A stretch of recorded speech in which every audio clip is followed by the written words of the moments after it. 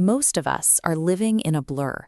We spend our days chasing alerts, dividing our attention across a dozen different screens, and quietly trimming our own personalities to fit whatever expectation happens to be trending. We are working harder and processing more information than any generation before us. Yet, despite all that grinding, our sense of achievement often feels fragile, like it could shatter the moment we stop moving. The 19th century Indian philosopher and monk, Swami Vivekananda, saw this exact problem coming. His solution is striking. True success is the natural, inevitable consequence of a steady mind. He argued that mental strength is the actual essence of spirituality, and while we often think of discipline as a cage, he viewed it as the truest form of freedom. If you want to alter your reality, the work has to happen in the dark. The transformation has to take root in your inner world long before it ever has a chance to appear in your outer one. So if we want lasting results, we don't need another hit of temporary pump-up motivation.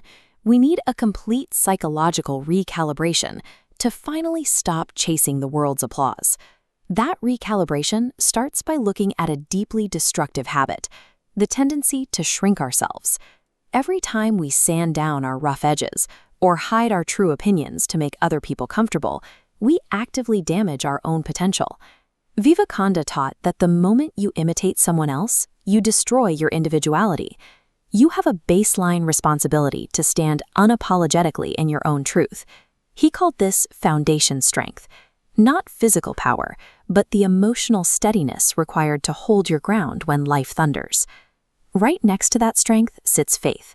Not religious dogma, but a concrete, unwavering trust in your own possibilities. When you finally treat your own dreams as legitimate, when you stop calling them childish or impractical, a massive shift happens. Your mind stops fighting itself and actually begins working with you. That internal alignment builds what Vivekananda called character. It is a state of extreme consistency. It's measured entirely by how you behave and speak when there is zero applause and absolutely no one is watching.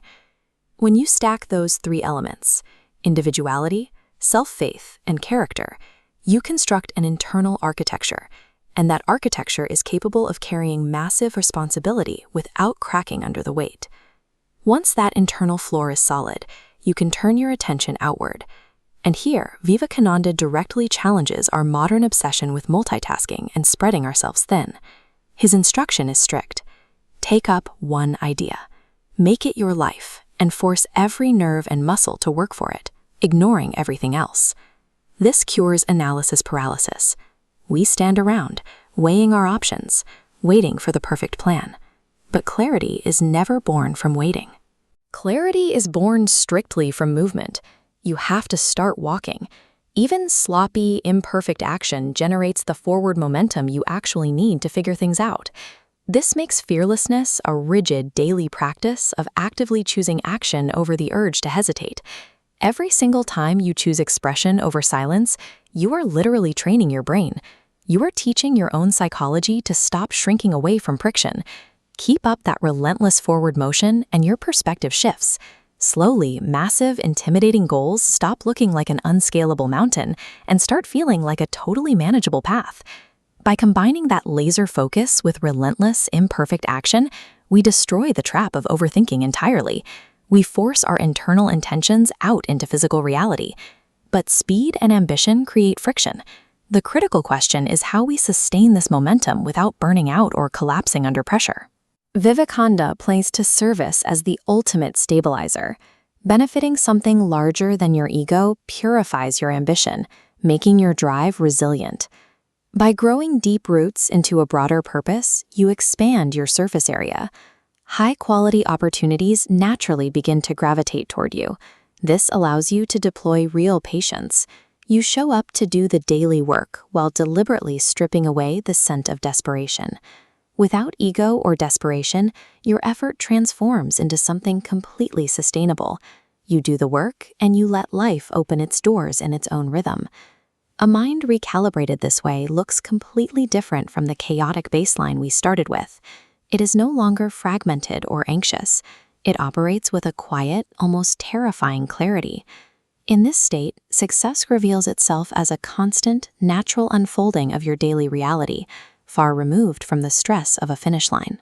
The fuel required to maintain this state is simply a permanent unwillingness to settle. You keep the engine running through endless curiosity and rigorous discipline. This perfectly echoes Vivekananda's most famous instruction: arise, awake, and stop not. He viewed growth as a constant breath, not a passing season.